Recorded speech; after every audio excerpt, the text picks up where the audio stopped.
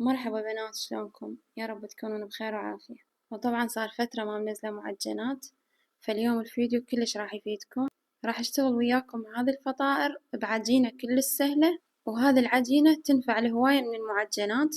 ومثل ما جاي تشوفون بنات هذه النتيجة، ومثل ما قلت لكم بنات هذه العجينة راح تفيدنا بهواية من المعجنات. وراح أشتغل وياكم صلصة راح تفيدكم بهواية شغلات. هسه نقول بسم الله ونصلي على محمد وآل محمد ونبدي بالفيديو. أول شي راح أبدي أجهزه هي الصلصة حتى تكون باردة. عندنا الخضروات اللي راح أحتاجها هذه الصلصة هي البصل، الطماطة، الفلفل الأخضر، وتضيفون الفلفل الحار حسب الرغبة. وبالنسبة لتقطيع الخضروات ما راح يفرق عندنا، لأن راح تنضرب الصلصة بالخلاط مثل ما جاي تشوفون بنات بهذه الطريقة. بعد ما اكتمل عندي تقطيع البصل، هسه راح أبدأ أقطع وياكم الفلفل الأخضر. بنات الفلفل الأخضر أنا فرزة بهذه الطريقة، أقطعه بشكل حلقات وبعدها أغلفه كل زين وأدخله للمجمدة. وتفريز الفلفل راح يفيدكم بهواي شغلات مثل التبس المقلوبة، يعني هواي وصفات طبخ يدخل بيها الفلفل. وهنا بعد ما اكتمل عندي تقطيع الخضروات هسه نشوف الخطوة اللي بعدها. وهنا عندي جدر على النار، ضفت ربع كوب من الزيت، وبعدها راح أضيف البصل لحد ما يتكرمل عندنا. وهنا ضفت خاشوقة من الملح، وهسه راح ننتظر لحد ما يتكرمل ويكون عندنا بهذا الشكل بنات. وبعدها راح أضيف الفلفل الأخضر وراح أتركهم على نار كلش هادئة لحد ما أقطع الطماطة، وبعدها أرجع وياكم.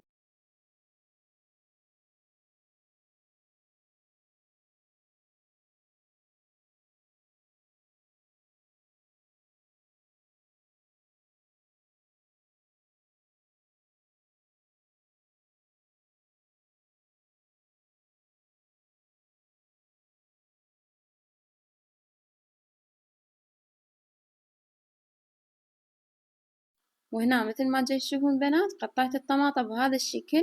مثل ما قلت لكم راح أضربها بالخلاط. وهذه الصلصة بنات تقدرون تسوون منها كميات وتخلوها بالثلاجة أو بالمجمدة، وتقدرون تستخدمونها بهواية أكلات مثل التمن الأحمر، صلصات السمك، الفطائر. يعني هذه الصلصة راح تفيدكم بهواي شغلات مو بس الفطائر. وهنا اكتمل عندي تقطيع الطماطة، فراح نشوف الخطوة اللي بعدها.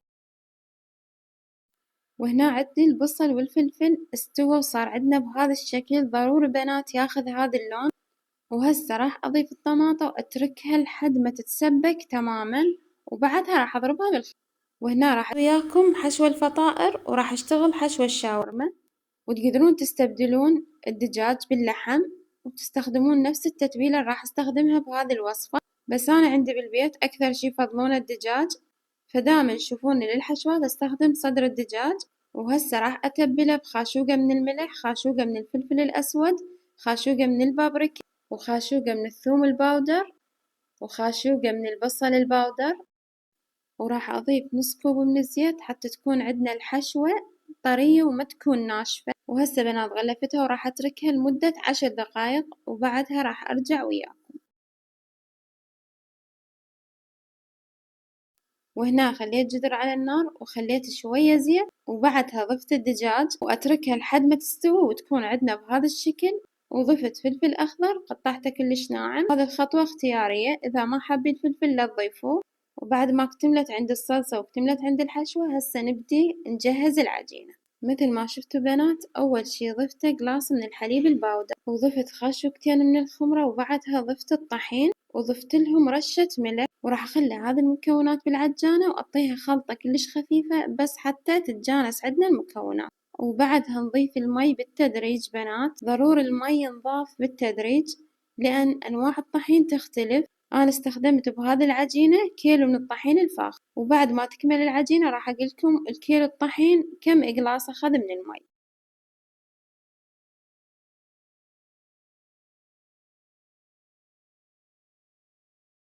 وبعد ما كملت عندي العجينة وصارت بهذا الشكل أخذت كوبين من المي بنات. وبهاي المرحلة ضروري أضيف مكعب من الزبدة. وهذه العجينة بنات معتمدتها بهواي شغلات مثل خلية النحل اللي بالجبن، الفطائر، اللحم بعجين، الكوب من الحليب الباودر، والمكعب من الزبدة، راح يعطيكم طراوة للعجينة تجنن. المي اللي ضفته للعجين أكيد كان مي دافي، وراح أترك العجينة لحد ما أكمل الصلصة وياكم.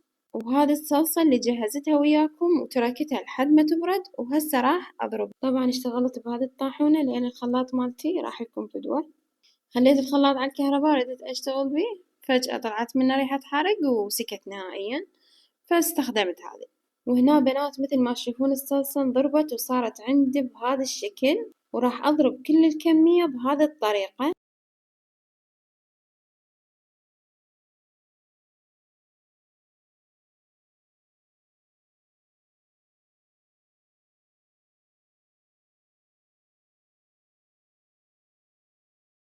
وهسه هنا اكتملت عندي الصلصة وصارت باردة وجاهزة حتى أشتغل بيها. راح أخليها بعلب بنات، ومثل ما قلت لكم تقدرون تسوون كميات هواية وتحفظوها بالثلاجة أو بالمجمدة.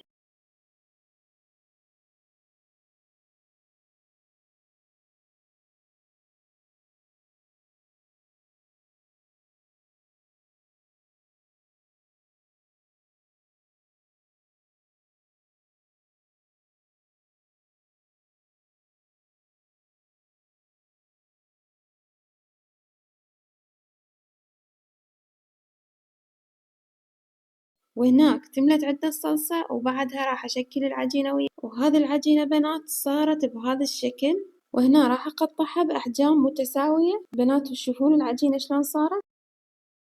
تقدرون تعجنونها بإيدكم، يعني هي نفس المكونات، وبعد ما تعجنونها كلش زين يعني تتأكدون إن العجينة صارت عندكم كلش ناعمة. وراح أترك لكم بأول تعليق طريقة ثانية للعجن بدون عجانة. وهنا بنات بهذي الطريقة بديت أشكل الفطائر، ولازم تكون عندنا العجينة بهذا السمك حتى ما تكون عندنا الفطائر مكتومة وثقيلة، فلازم تكون عندنا بهذا الشكل لأن بعد وراها اختمار. يعني بعد هذا التشكيل راح نتركها تتخمر لحد ما يتضاعف حجمها. ومثل ما شفتوا طريقة التشكيل، أمد العجينة بهذا السمك وبعدها أضيف الصلصة وأضيف حشوة الدجاج والفنجر وأشكلها بهذا الشكل بنات. وهذه حشوة الدجاج اللي سويناها بالفيديو وياكم. وإذا وصلتوا لهذا الجزء من الفيديو أتمنى ما تنسون القناة من اللايك، لأن مستوى القناة كلش ضعيف. أكو مشكلة بالقناة، اليوتيوب ما يبعث إشعارات للمشتركين.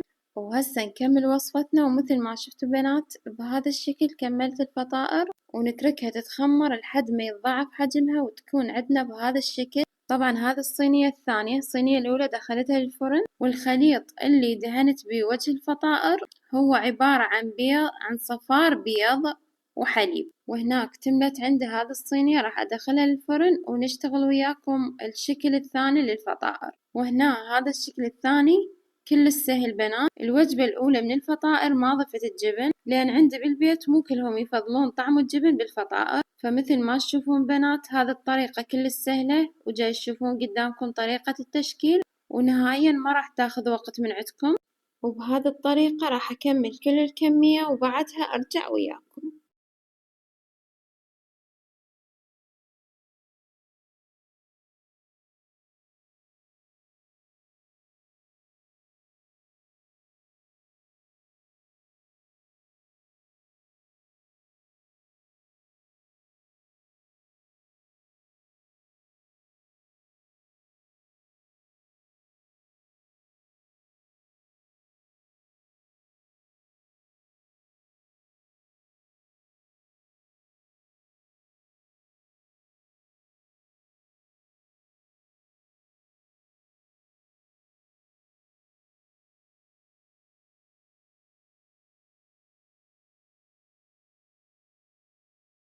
وهنا بعد ما شكلت كل العجينة بنات تركتها تتخمر، وبعدها راح قلت لكم أدهن الوجه بالبيض والحليب. وهسه راح أدخل هذه الوجبة الثانية للفرن ونشوف الوجبة الأولى اللي جهزناها قبل هذه الوجبة.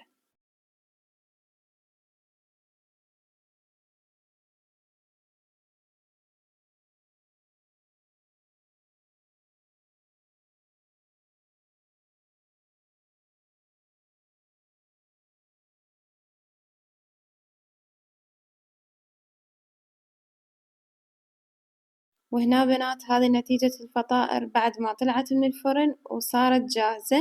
طبعا العجينة كلش ترفة ومثل ما جاي تشوفونها بيضة مثل القطن. وهنا حسن منتظر يريد يتغدى حتى يروح للمعهد، فقال ماما غلفيلي ماعون حتى آخذ وياي لأصدقائي.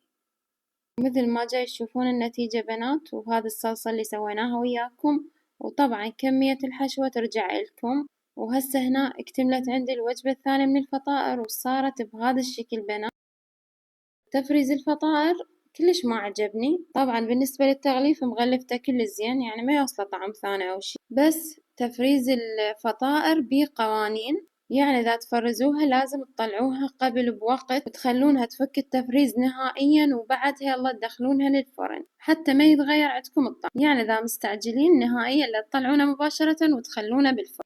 أتمنى تكونوا استفاديتوا من الفيديو، أشوفكم بوصفات جديدة، أترككم في حفظ الرحمن ومع ألف سلامة.